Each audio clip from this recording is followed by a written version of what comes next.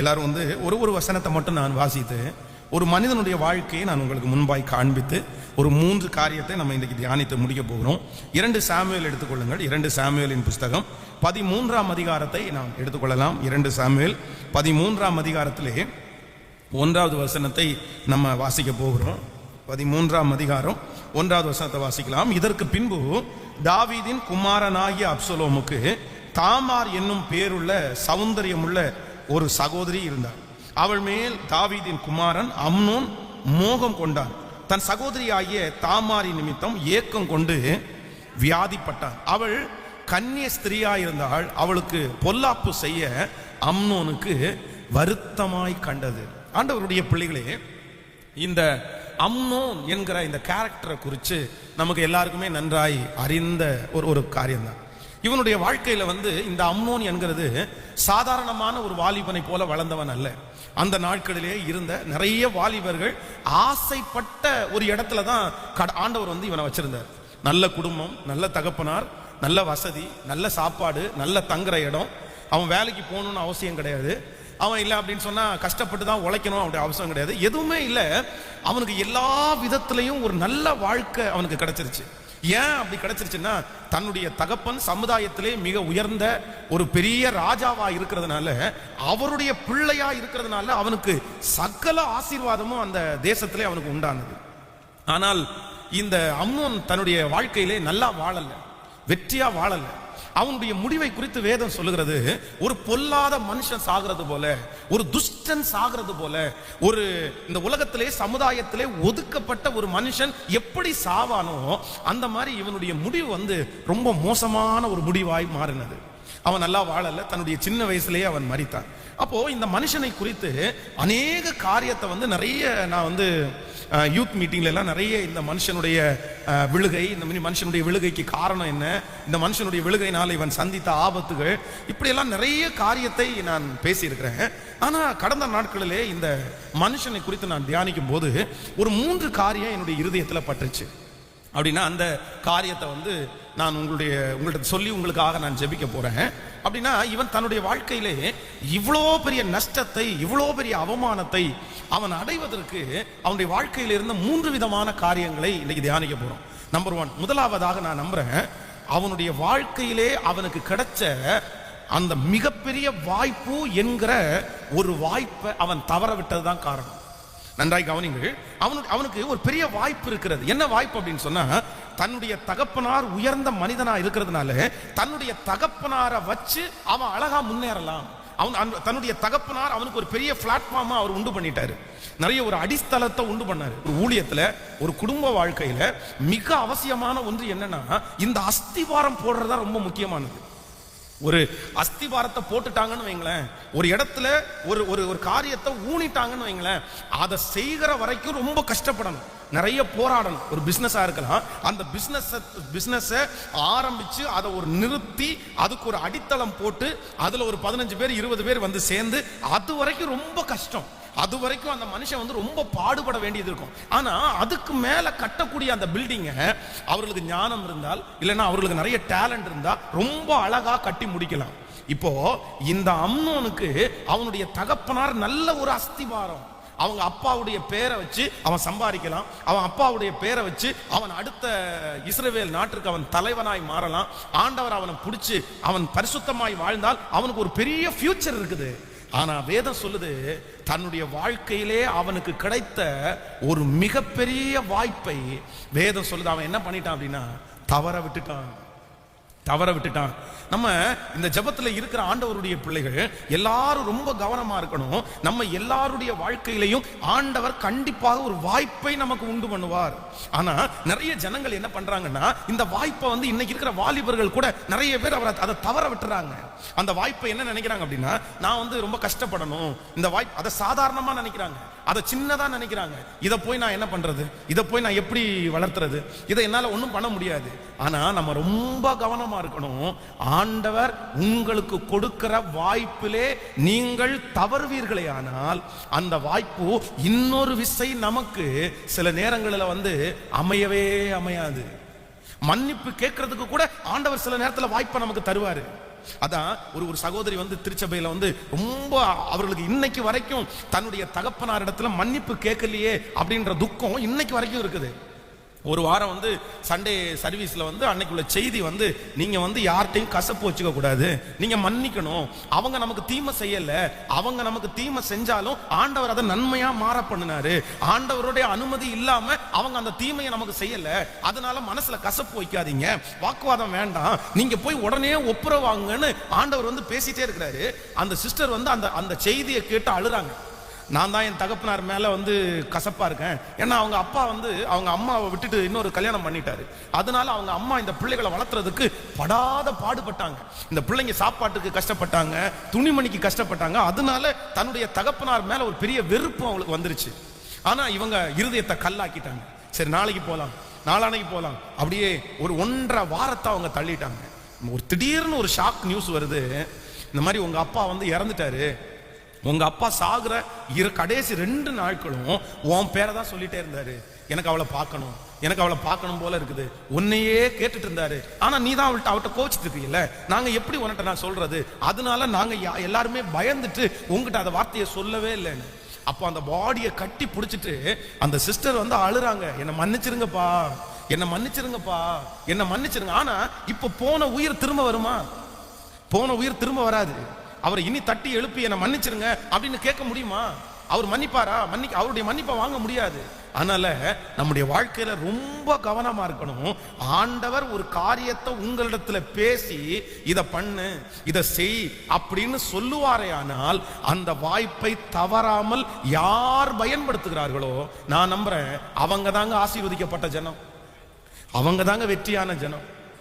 அதனால ரொம்ப கவனமா இருக்கணும். நான் வந்து ஒரு நாள் வந்து நானும் கூட அந்த ஃபீல் இன்னைக்கு கூட நான் அதற்காக வருத்தப்படுறேன். அப்படின்னா ஒரு நாள் வந்து ஒரு ஊழியம் செய்கிற ஒரு நபர் வந்து என்னிடத்துல வந்து ஒரு ஃபுல் ஃபிட், இந்த மாதிரி ஒரு ஃபுல் ஃபிட் அவங்க கேட்டாங்க. அப்போ அந்த ஃபுல் ஃபிட்டை கேட்கும்போது நான் சொன்னேன், கண்டிப்பா நான் வந்து பண்ணி தரேன் உங்களுக்கு அப்படின்னு. அப்போ அவங்க என்ன சொன்னாங்கன்னா, என் கையில காசு இருக்குது, அவங்க ரொம்ப கஷ்டமான ஒரு ஊழியக்காரர் மாதிரி தெரிஞ்சாங்க, என் கையில பணம் இருக்குது, நான் உங்களுக்கு தரேன் அப்படின்னு சொன்னாங்க. நான் சொன்னேன், இல்லை இல்லை இல்லை, பணம் வேண்டாம், நான் வந்து உங்களுக்கு செஞ்சுட்டு அதுக்கப்புறம் உங்களுக்கு நான் கூப்பிடுறேன், அதுக்கப்புறம் பார்த்துக்கலாம். என்னுடைய மனசு அவர் வந்து கேட்கும்போது, சரி இவருக்கு காசே வாங்காம இது ஃபுல் ஃபிட் தானே, அதை நம்ம பண்ணி கொடுத்துடலாம் அப்படின்ற ஒரு மனசு இருக்குது. நான் வந்து ஊழியத்தில் ரொம்ப டைட் ஷெட்யூலாக இருந்ததுனால நான் சுத்தமாக அதை மறந்துட்டேன். அப்போ ஒரு 15 நாட்கள் தாண்டி அவர் நேரடியாக வந்து, பாஸ்டர் அது ரெடி ஆச்சா அப்படின்னு கேட்டார். உடனே நான் சொல்கிறேன், ஐயோ பாஸ்டர் நான் வந்து சுத்தமாக மறந்துட்டேன், என்ன கொஞ்சம் சாரி பண்ணிக்கிங்க, நான் வந்து கண்டிப்பாக நான் பண்ணிட்டு அடுத்த வாரத்தில் நான் உங்களை கூப்பிட்டுறேன் அப்படின்னு நான் சொன்னேன் அவர்கிட்ட. சொல்லிட்டு அடுத்த வாரம் ரொம்ப நெருக்கமான ப்ரோக்ராம்ஸ் இருந்துச்சு. நான் வந்து இப்போ வந்து அந்த பலிபடத்தை செஞ்சுட்டேன், ரெடி பண்ணிட்டேன், ஆயத்தப்படுத்திட்டேன். ஆனா என்ன அப்படின்னா, அந்த நபருடைய ஃபோன் நம்பரை வந்து மிஸ் பண்ணிட்டேன். அவர் எங்க இருக்கிறாருன்னு தெரியல. ஒரு 4-5 ஊழியக்காரங்கள்ட்ட ஃபோன் பண்ணி இந்த ஏரியாவான்னு கேட்டேன். அவங்க யாருமே வந்து எங்களுக்கு தெரியாதுன்ட்டாங்க. ஆனா இன்று வரைக்குமே எனக்கு வந்து அது வருத்தமாவே இருக்குது. அவங்க திரும்பி வரவே இல்லை. அவங்க என்ன நினைச்சாங்களோ தெரியல, ஒருவேளை இவங்க செஞ்சு கொடுக்க மாட்டாங்கன்னு நினைச்சாங்களோ என்னமோ தெரியல. அப்போ அந்த வாய்ப்பை நான் தவற விட்டதற்காக இன்றைக்கும் நான் வருத்தப்படுறேன். அப்போ ஆண்டவருடைய பிள்ளைகள், ஒன்று நீங்கள் நினைக்கணும், தேவன் உங்களுடைய வாழ்க்கையிலே ஒரு வாய்ப்பை உங்களுக்கு தருவாரையானால் அந்த வாய்ப்பை நீங்க என்ன பண்ணிடணும் அப்படின்னு சொன்னா, உடனே அந்த நிமிஷத்திலேயே ஆண்டவர் உங்களுக்காக தான் அதை கொடுக்கிறாரா, அதை செய்ய வேண்டியது, முழு பலத்தோட செய்ய வேண்டியது உங்கள் மேல் விழுந்த கடமை. அந்த நேரத்துல காரணம் காமிச்சிட்டு, அந்த நேரத்துல வந்து இன்னொருத்தரை குற்றப்படுத்திட்டு, அந்த நேரத்துல டைமை வேஸ்ட் பண்ணிட்டு அந்த வாய்ப்பை நீங்கள் நழுவ விடுவீர்களே, ஆனால் நான் நம்புறேன் நீங்க அந்த ஸ்தானத்துல திரும்ப உறுதியா இருக்கவே முடியாதுங்க. யோசேப்பை குறித்து வேதம் நமக்கு ரொம்ப அழகாய் சொல்லுகிறது. அவனுடைய வாழ்க்கையிலே ஒரு வாய்ப்பு உண்டாகிறது, போத்திபாருடைய வீட்டிலே ஒரு வேலை செய்கிறதுக்கு ஒரு வாய்ப்பு உண்டாகிறது. அந்த வாய்ப்பு நல்ல வாய்ப்பு அல்ல, அந்த வாய்ப்பு அவனுக்கு பிடிச்ச வாய்ப்பு அல்ல, அவனுக்கு இஷ்டமான வேலை அல்ல. பாத்திரம் கழுவுற வேலை வந்து யோசேப்புக்கு பிடிக்கும் நான் நினைக்கிறீங்க. ஏன்னா அவங்க அப்பா வந்து அவனை செல்லமா வளர்த்தினாரு, அவனுக்கு பலவரை இங்கேயே வாங்கி கொடுத்தாரு அவங்க அப்பா. அப்போ அவனுக்கு பிடிக்காத வேலை, அவனுக்கு இஷ்டம் இல்லாத வேலை. ஆனால் கூட நான் நம்புறேன் அவனுடைய வாழ்க்கையிலே கிடைச்ச அந்த வேலையை ஒரு பெரிய வாய்ப்பாய் அவன் உண்டு பண்ணி அதை தன்னுடைய முழு இருதயத்தோடையும் அவன் செஞ்சான். வேதம் சொல்லுது, அதே இடத்துல ஆண்டவர் அவனை அதிகாரியாய் மாற்றினார். உங்களுக்கு சில நேரத்துல அந்த வேலைகள் உங்களுக்கு பிடிக்காம இருக்கலாம், அந்த குடும்ப வாழ்க்கை உங்களுக்கு பிடிக்காம இருக்கலாம். கர்த்தர் உங்க கையில கொடுக்கப்பட்டிருக்கிற இப்ப கொடுக்கப்பட்டிருக்கிற பொறுப்பு அதுக்கும் உங்களுக்கும் சம்பந்தமே இல்லாம இருக்கலாம். ஆனா ஆண்டவர் கொடுக்கிற வாய்ப்புல நீங்க உண்மையாய் முழு பலத்தோட முழு இருதயத்தோட நீங்க செஞ்சிட்டீங்கன்னா நான் நம்புறேன் ஆண்டவர் உங்களை ஆசீர்வதிக்காமல் இருக்கவே மாட்டார். அதான் தாவீதுனுடைய கையிலே கொடுக்கப்பட்டிருக்கிற கொஞ்ச ஆடுகளை அவன் கவனமா பார்த்ததுனால அந்த கொஞ்ச ஆடுகளை சிங்கம் வரும்போது கரடி வரும்போது அதனுடைய வாயிலிருந்து அதை தப்புவித்து அதை காப்பாற்றினதுனால ஆண்டவர் அவன் கையில என்ன கொடுத்தார் அப்படின்னா இஸ்ரவேல் நாட்டையே ஆளும்படியாக கர்த்தர் அவனை தலைவனாய் மாற்றினார். இன்றைக்கு இந்த ஜெபத்தில் இருக்கிற நீங்க உங்களுக்கு கொடுத்திருக்கிற அந்த கொஞ்ச வாய்ப்புல உங்களுக்கு கொடுத்திருக்கிற அந்த சின்ன காரியத்துல அந்த சின்ன வேலையில நீங்க எப்படி இருக்கணும் அப்படின்னு சொன்னா ஆண்டவரே நான் கவனமா இருக்கணும். ஆமென் சொல்லுவோம். இந்த வாய்ப்பு வேற யாருக்கும் அவ்வளவு சீக்கிரமா கிடைக்காது. ஆண்டவருடைய பிள்ளைகளே, இந்த சத்தத்தை கேட்கிற தேவ ஜனமே, உங்களுக்கு ஆண்டவர் கொடுத்த சில வாய்ப்புகள் வேற யாருக்குமே கிடைக்கல. அப்படிப்பட்ட வாய்ப்புக்காக நிறைய பேர் கெஞ்சுறாங்க, நிறைய பேர் ஆசையா இருக்கிறாங்க. இந்த மாதிரி எனக்கு ஒரு அப்பா இருக்க மாட்டாங்களா, இந்த மாதிரி எனக்கு ஒரு அம்மா இருக்க மாட்டாங்களா அப்படின்னு இந்த உலகத்துல இருக்கிற எத்தனை வாலிபர்கள் கெஞ்சுறாங்க தெரியுமா? எத்தனை வாலிபர்கள் ஆசைப்படுறாங்க தெரியுமா? இந்த மாதிரி ஒரு கணவன் எனக்கு அமைய மாட்டாரா, இந்த மாதிரி ஒரு மனைவி எனக்கு அமைய மாட்டாங்களா, இந்த மாதிரி ஒரு வேலை எனக்கு அமையாதா, இந்த மாதிரி ஒரு சின்ன பிசினஸ் எனக்கு அமையாதா, அப்படி அது அமைகிறதற்காக ஏக்கத்தோட இருக்கிறவங்க இந்த உலகத்துல ஆயிரக்கணக்கான பேர் இருக்கிறாங்க. ஆனா இன்னைக்கு நம்ம நிறைய பேருடைய கையில கொடுக்கப்பட்டிருக்கிறது நமக்கு என்னவா தெரியுது அப்படின்னு சொன்னா ரொம்ப விளையாட்டா தெரியுது, ரொம்ப குறைவாய் தெரியுது. என்னுடைய மதிப்பு தகுந்த மாதிரி அது இல்ல, என்னுடைய ஞானத்துக்கு தகுந்த மாதிரி அது இல்ல. இது சாதாரணமா இருக்குது. என் அப்பா சாதாரணமான ஆளு, எங்க அம்மா என்னத்த பண்ணிருக்காங்க, எங்க அப்பா என்ன பண்ணிருக்காங்க அப்படின்னு இன்னைக்கு கிடைக்கிற அந்த வாய்ப்பை தட்ட விடுகிற நிறைய பேர் இருக்கிறாங்க. ஆனா நம்ம இன்னைக்கு ஜெபிக்கணும், நம்மவும் அப்படி இருக்கணும். அதே நேரத்துல நம்முடைய குடும்பத்துல இருக்கிறவர்களையும் அப்படியே வழி நடத்தணும். ஆமென் சொல்லுங்க. இது ஒரு நல்ல ஃபாஸ்டிங் பிரேயர். இந்த ஜெபத்திற்கு இவ்வளவு பேர் நீங்க வந்திருக்கீங்க, எனக்கு சந்தோஷமா தான் இருக்குது. ஆனா இதே நேரத்துல வீடுகளிலே சும்மா உட்கார்ந்துக்கவும் நிறைய பேர் இருக்காங்க, டிவியை பார்த்துருக்கிறவங்க நிறைய பேர் இருக்காங்க. அவங்களுக்கு எந்த வேலையும் வீட்டில் இல்லை, அவங்க வேலை செய்ய வேண்டிய அவசியமும் இல்லை. ஆனா அவங்க சர்ச்சுக்கு பக்கத்துல கூட இருக்கலாம், ஆனா அவங்க நிறைய பேர் வரல. ஏன் வரல அப்படின்னு சொன்னா நான் என்ன நம்புறேன் அப்படின்னா இந்த மாதிரி ஒரு ஆலயத்திற்கு வருகிற ஒரு வாய்ப்பை அவங்க நிறைய பேர் என்ன விட்டுட்டு இருக்காங்கன்னா தவற விடுறாங்க. இதுக்கு இந்த ஆலயத்திற்கு வந்ததுக்கு பலன் உண்டா? தேவ சமூகத்துல காத்திருக்கிறதுக்கு பலன் உண்டா? இந்த வார்த்தையை கேட்கறதுக்கு பலன் உண்டா? சத்தமா சொல்லுங்க. அவரோட செலவிடுகிற ஒரு நிமிஷம் கூட நம்முடைய வாழ்க்கையில வீணாக போகவே போகாது. அவருடைய சமூகத்துல உட்காருகிற ஒவ்வொரு நேரத்திற்கும் எங்கிருந்தாலும் அதுக்கு என்ன உண்டுன்னா பெரிய பலன் உண்டு. அப்போ நீங்க இன்னைக்கு ரொம்ப கவனமா இருக்கணும். இந்த அம்னோனுடைய வாழ்க்கையில நான் கண்டுபிடிச்சது என்ன அப்படின்னா அவனுடைய வாழ்க்கையிலே கிடைத்த அந்த ஒரு வாய்ப்பு அவன் என்ன பண்ணிட்டான் அப்படின்னா அவன் தவற விட்டுட்டான். அதான் சிலர் பாக்கெட்ல எல்லாம் இருக்கும்போது எதுவுமே செய்ய மாட்டாங்க. நான் நிறைய வசதியை ஆண்டவர் கொடுக்குறவங்கள பார்த்துருக்கிறேன். அந்த வசதியை கொடுக்கும்போது பார்த்தீங்க அப்படின்னு சொன்னா அவங்க நிறைய ஊதாரித்தனமா செலவு பண்றாங்க. நிறைய பேர் ஒரு ஹோட்டலுக்கு நம்ம போய் சாப்பிட போறோம் அப்படின்னு சொன்னா அன்னைக்கு நம்முடைய வயிற்றுக்கு தேவையான ஒரு பொருளை வாங்கி சாப்பிட்றது தப்பு இல்லைங்க. ஆனா சிலர் பார்த்தீங்க அப்படின்னா சிலருடைய டேபிள்ல நம்ம பார்க்கும்போது எல்லா சாப்பாடும் மிச்சம் கிடக்குங்க, எல்லாமே மிச்சம் இருக்கும். அதை ஆர்டர் பண்றது, இதை ஆர்டர் பண்றது, அந்த மெனு கார்டில் இருக்கிறதெல்லாம் ஆர்டர் பண்ணி ஓரளவுக்கு சாப்பிட்டுட்டு அதுக்கப்புறம் எல்லாத்தையும் மிச்சம் வச்சுட்டு இல்லைன்னா எல்லாத்தையும் தூர போட்டுட்டு போயிடுறது. இப்போ அவங்களுக்கு என்ன இருக்கு அப்படின்னா கையில பணம் இருக்குது, கையில வசதி இருக்குது. ஆனா அதற்கு பிறகு ஒரு காலம் ஒருவேளை பணமே இல்லாத காலமாய் வந்திருக்குமே. ஆனால் சிலர் என்ன சொன்னாலும் மாற மாட்டேங்கிறாங்க. அவருடைய கேரக்டரே அப்படி மாறிச்சா என்னன்னே தெரியல. நான் சொல்றேன், இந்த ஜெபத்துல யாராவது அப்படி இருப்பீங்கன்னா தயவு செய்து நீங்க ஆண்டவரிடத்துல அந்த கிருபையை கேளுங்க. நம்முடைய வாழ்க்கையிலே ஆசீர்வாதம் கிடைச்ச உடனே அதை ஊதாரித்தனமா செலவு பண்றது, அதை கையில வந்த உடனே 4 பக்கமும் அப்படியே சிதறடிக்கிறது, அது ஆண்டவருடைய ஆசீர்வாதம் அல்ல, அது ஆண்டவருக்கு பிரியமானது அல்ல. ஆண்டவருக்கு அது ஆண்டவர் என்ன சொல்றாருன்னா நீ எறும்பின் இடத்திற்கு போ அப்படின்னு சொல்றாரு. சேர்த்து வைக்கிறதுக்கு உனக்கு தெரியல, நீ எறும்பின் இடத்துல போய் கற்றுக்கோ, அது உனக்கு கத்து கொடுக்கும்னு சொல்றாரு. யோசேப்பு இடத்துல போ, அவன் அவனுக்கு கத்து தருவான் ஆண்டவர் சொல்றாரு. அப்போ நம்ம ரொம்ப கவனமா இருக்கணும். எதுல அப்படின்னு சொன்னா ஆண்டவர் நமக்கு கொடுக்கிற வாய்ப்பை நீங்க தவற விடாம எப்பொழுதும் என்ன பண்ணணும்னா கர்த்தருடைய பிள்ளைகள் கவனமா இருக்கணும். ஆமென் சொல்லுங்கள். கைகளை அசைத்து ஒரு ஹல்லேலூயா சொல்லுங்க. நான் சிலரை பார்த்துருக்கிறேன், அவங்க ரொம்ப பெரிய ஆட்களா இருப்பாங்க, நல்ல வசதி உள்ளவர்களா இருப்பாங்க, அவங்களுக்கு நிறைய பணம் அவங்க கையில இருக்கும். ஆனா பாத்தீங்க அப்படின்னு சொன்னா அவங்க ஒரு பொருளை வாங்குறதற்கு 9 டைம் யோசிப்பாங்க. அவ்வளவு சீக்கிரமா எல்லாம் அவ்வளவு சீக்கிரமா எல்லாம் வாங்கிடவே மாட்டாங்க. அவ்வளவு சீக்கிரமா அந்த காரியத்தை செஞ்சிடவே மாட்டாங்க. அவ்வளவு சீக்கிரமா அதை செலவு பண்ணிடவே மாட்டாங்க. அவங்க எடுத்து பத்திரப்படுத்தி பார்த்து இது நன்மையா தீமையா, இதுல என்ன பிளஸ் இருக்குது, இது என்ன மைனஸ் இருக்குது, நான் அதான் ஒரு 56 டைம் யோசிப்பாங்க. அதான் சில சிஸ்டர்ஸ் கூட சொல்லுவாங்க, என்னத்தை தான் இப்படி யோசிச்சு கிடக்குறீங்களோ தெரியல. அதான் நீங்க வாங்கி கொடுக்கறதுக்குள்ள அந்த ஆசையே போயிடும். நீங்க வாங்கி கொடுக்கறதுக்குள்ள அவ்வளவு சீக்கிரமா எல்லாம் கை வச்சிட மாட்டாங்க, அவ்வளவு சீக்கிரமா பர்ச்சேஸ் பண்ணிட மாட்டாங்க. ஆனா இந்த ஊதாரித்தனமா செலவு பண்றவங்க கொஞ்சம் பேர் இருக்காங்க பாருங்களேன். அவங்க என்ன பண்ண மாட்டாங்கன்னா யோசிக்கவே மாட்டாங்க. அவங்க அது நல்லதா கெட்டதா அதை குறிச்செல்லாம் அவங்களுக்கு எதுவுமே தெரியாது. வந்தாச்சா போயாச்சா அவ்வளவுதான், வாங்கியாச்சா, அதுவும் நாளைக்கு திருப்பி கிடைக்காதுன்னு நினைப்பாங்க. ஆண்டவருடைய பிள்ளைகள் ஒன்று நினைக்க வேணும், நீங்க வாங்கக்கூடிய பொருள் நாளைக்கு கிடைக்காதுன்னு மட்டும் நினைக்காதீங்க, நாளைக்கு அதை விட பெஸ்ட் கிடைக்கும்னு நினைங்க. சொல்றது உங்களுக்கு புரியுதா?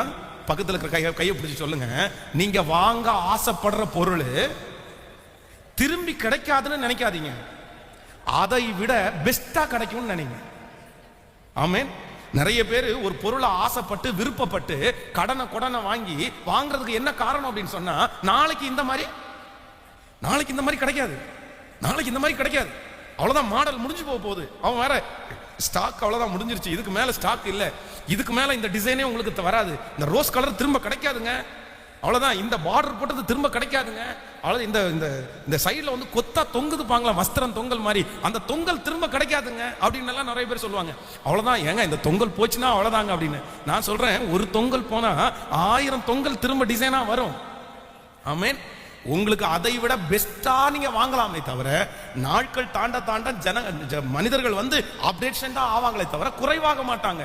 அதனால ஆண்டவருடைய பிள்ளைகள் நீங்க உங்களுக்கு கர்த்தர் கொடுக்கிற வாய்ப்பின் மேல எப்படி இருக்கணும்னா கவனமா இருக்கணும், கவனமா இருக்கணும்.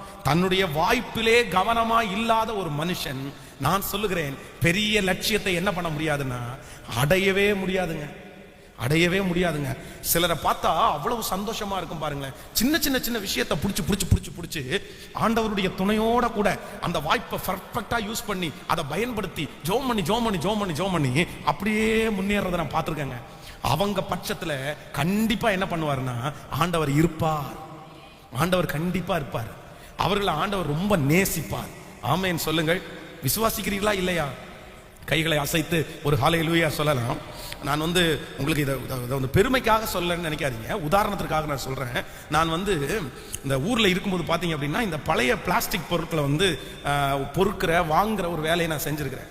அப்போ வாங்கும்போது பாத்தீங்க அப்படின்னு சொன்னா எல்லாமே சேர்த்து ஒரே அப்படின்னா போய் ரோட்ல பாத்தீங்கன்னா அந்த வீடா பொறுக்கி அதை நம்முடைய சாக்கு பைக்குள்ள போட்டு நம்ம எல்லாத்தையும் ஒன்னொன்னா போவோம். அதுல வெரைட்டி அப்படின்னா அலுமினியம் இருக்கும், பிளாஸ்டிக் இருக்கும், பாட்டில் இருக்கும், இது எல்லாம் சேர்த்து ஒரே சாக்குல இருக்கும்.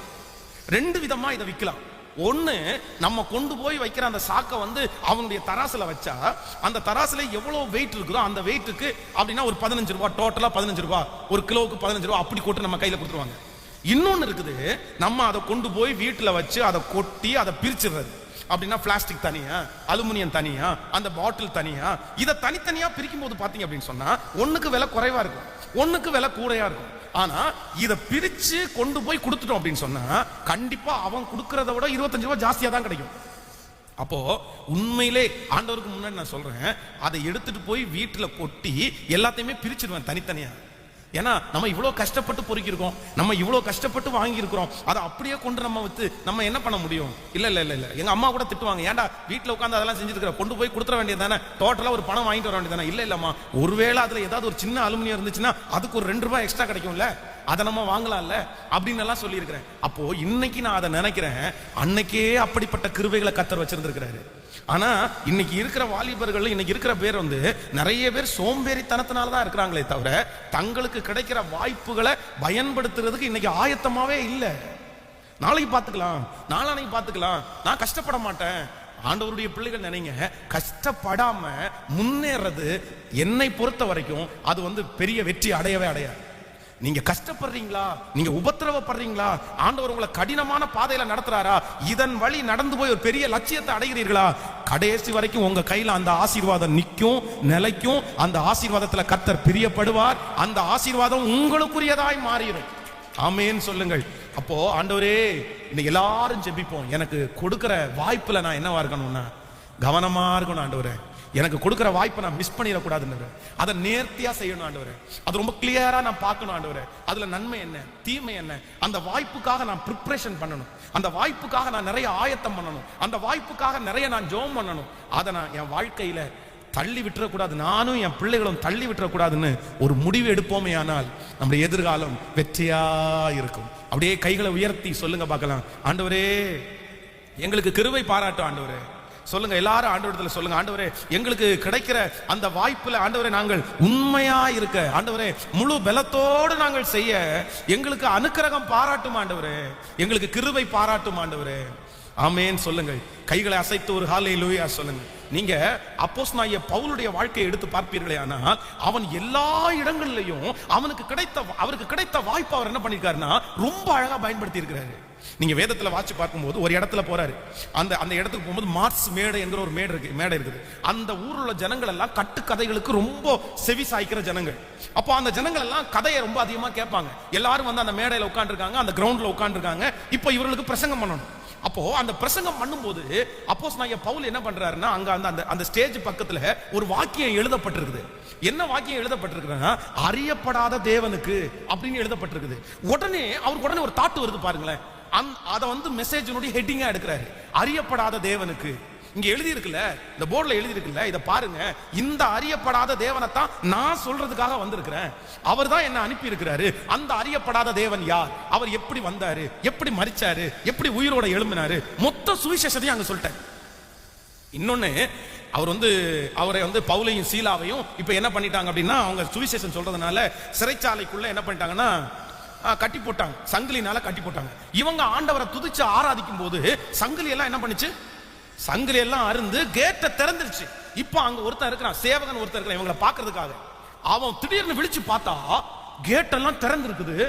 ஐயோ இவன் போச்சு, அவ்வளவுதான், நம்ம இவங்களை பாதுகாக்கிறதுக்காக நம்மளை உட்கார வச்சாங்க, ஆனா இவங்க ஏதோ கேட்டை உடைச்சிட்டு போயிட்டாங்க போல தெரியுது அப்படின்னு சொல்லி பட்டயத்தை எடுத்து தன்னை குத்த வரும்போது அங்க இருந்து ஒரு சத்தம் வருது. நம்மளா இருந்தா என்ன நினைச்சிருப்போம் அப்படி தானமா, பரவாயில்லடா நம்ம ஓடுனா கூட இவன் ஓடி வந்து பிடிச்சிருவான். இப்போ அவனைத்தானே என்ன பண்ணிடுறான், குத்திட்டு சாக போறான். இதோட அவனுடைய சாப்டர் முடிஞ்சிருச்சு, நம்ம ஜாலியா நடந்தே போலாம், குத்துறா ஆண்டவர் ஒன்னு அனுமதிச்சிருக்காரு நம்ம நினைச்சிருவோம். ஆனா அங்க இருந்து பவுல் கத்துறாரு, டேய் அமைதியாரு, நீ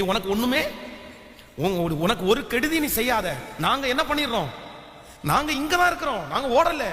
அவனை உட்கார வச்சு அவனுக்கு சுவிசேஷம் சொல்லி வேதம் சொல்லுது, அவன் ஞானஸ்தானம் எடுக்கிறதுக்கே ஒப்பு கொடுத்துட்டாங்க. அப்போ ஆண்டவருடைய பிள்ளைகள் வந்து எப்பவுமே ரொம்ப கவனமா இருக்கிறது. எதுல கவனமா இருக்கணும்னா, ஆண்டவர் கொடுக்கிற வாய்ப்புல நீங்க என்னவா இருக்கணும்னா கவனமா இருக்கணும். இன்னைக்கு இந்த ஃபாஸ்டிங் பிரேயர்ல தயவு செய்து ஜெபம் பண்ணுங்க. இதற்கு முன்பாக உங்களுக்கு கிடைத்த ஆயிரக்கணக்கான வாய்ப்புகளை வந்து நீங்கள் தவற விட்டிருக்கலாம். ஆனா இன்றைக்கு ஒரு முயற்சி எடுப்போம். அப்பா எனக்கு ஒரு கிருபை தாரும் அப்பா, நீர் கொடுக்கிற எல்லா வாய்ப்புகளையும் நான் என்ன பண்ணணும்னா நான் பயன்படுத்தக்கூடிய ஒரு ஆசீர்வாதத்தை எனக்கு தாங்க ஆண்டவரே. ஆமென் சொல்லுங்களேன். கைகளை உயர்த்தி சொல்லுங்களேன், அப்பா பார்த்து, ஆண்டவரே எனக்கு கொடுத்திருக்கிற எல்லா வாய்ப்புகளையும் ஆண்டவரே நான் தவறாது இருக்கக்கூடிய அப்படிப்பட்ட ஒரு ஞானம் எனக்கு வெளிப்படட்டும் ஆண்டவரே அப்படிப்பட்ட ஒரு கிருபை எனக்கு தாரும் ஆண்டவரே. நீங்க தான் அது கட்டளையிட முடியும், உங்களால மட்டும்தான் அது கிடைக்கும் ஆண்டவரே. உம்மால் அன்றி வேறு ஒருவராலும் எங்களுக்கு அது வாய்க்காது ஆண்டவரே. வேறு ஒருவராலும் அதை செய்ய முடியாது. ஆமென் ஹல்லேலூயா. கைகளை உயர்த்தி சத்தமாய் ஒரு ஹல்லேலூயா சொல்லுவோம். நமக்கு இப்படிப்பட்ட பிளாட்ஃபார்ம்ஸ், இப்படிப்பட்ட வீடங்கள் வந்து அமைவது ரொம்ப வந்து அது ரொம்ப ரிஸ்க். அவ்வளோ சீக்கிரமா அமையாது. அது அமையும் போது நான் ஒவ்வொரு மேடைகளிலும் போய் நிற்கும் போது நிறைய நேரத்தில் ரொம்ப டயர்டா, ரொம்ப டிராவல் பண்ணி தொண்டையில சத்தமே இல்லாம கூட நிறைய பலிபீடத்துல போய் நின்றுருக்கிறேன். அது இதை விட சின்னதா இருக்கலாம், பெருசா இருக்கலாம். ஆனா நான் அந்த பலிபீடத்துல போய் நிற்கும் போது நான் என்ன நினைப்பேன் அப்படின்னா, இந்த பலிபீடம், இந்த மைக்கு இப்படி நம்ம முன்னாடி வந்து இருக்கிறது வந்து அவ்வளவு சுலபம் இல்லை. யாரோ ஒருத்தர் இதற்கு பின்பாக இவ்வளவு தியாகம் பண்ணியிருக்காங்க. எவ்வளோ தியாகத்தை பண்ணி தான் இந்த மேடையை போட்டு இந்த மைக்கை நம்ம கையில கொடுத்துருக்குறாங்க. அதனால முடிஞ்ச வரைக்கும் கர்த்தருடைய துணையோட எப்படியெல்லாம் அவங்களுக்குள்ள இயேசுவை கொண்டு போய் சேர்க்க முடியுமோ அப்படி சேர்க்கணும்னு நான் ஆசைப்படுவேன். என்னுடைய வியாதியையோ என்னுடைய பலவீனத்தையோ அந்த இடத்துல யோசிக்கவே மாட்டேன். ஏன்னா அது அமைகிறது அவ்வளவு சுலபம். சொல்லுங்க, அவ்வளவு சுலபம் இல்லை. நம்ம நிறைய பேர் உங்களுடைய கணவனார நீங்க சத்தம் போடலாம். ஆனா நான் நம்புறேன், அந்த கணவனார அமைகிறதற்கு இன்னைக்கு எத்தனை பேர் அழுறாங்க தெரியுமா? புரியுதா உங்களுக்கு? எத்தனை பேர் அழுறாங்க தெரியுமா? உங்களுக்கு ஒரு நல்ல குழந்தைய ஆண்டவர் தந்திருக்கலாம். ஆனா அந்த குழந்தைய நீங்க நிறைய பேர் கேர் எடுத்து வளர்க்கலன்னு வைங்களேன், அந்த குழந்தைக்காக எத்தனை பேர் அழுறாங்க தெரியுமா? கடந்த நாட்களிலே 7 நாட்கள் குழந்தை பாக்கியத்துக்காக ஜெபம் பண்ணோம். இப்போ வரைக்கும் வந்திருக்கிறது 2000 தாண்டிருச்சு. 2000 ஃபேமிலியை தாண்டிட்டாங்க. 2000க்கும் அதிகமான கணவன் மனைவி எங்களுக்கு ஒரு குழந்தை பாக்கியம் வேணும்னு ஜெபிக்க சொல்லியிருக்காங்க. அவங்களுக்காக ஜெபம் பண்ணிட்டு இருக்கிறோம் நம்ம. அப்போ ஆண்டவர் நமக்கு கொடுத்திருக்கிற சில ஆசீர்வாதங்கள் நம்ம அதை பெரிய பொருட்டா எடுக்காம இருக்கிறோம். இல்ல ஆண்டவரே, இந்த வாய்ப்புகளை நான் ஒரு நாள் என்ன பண்ணிடக்கூடாதுன்னா தவற விடவே கூடாது.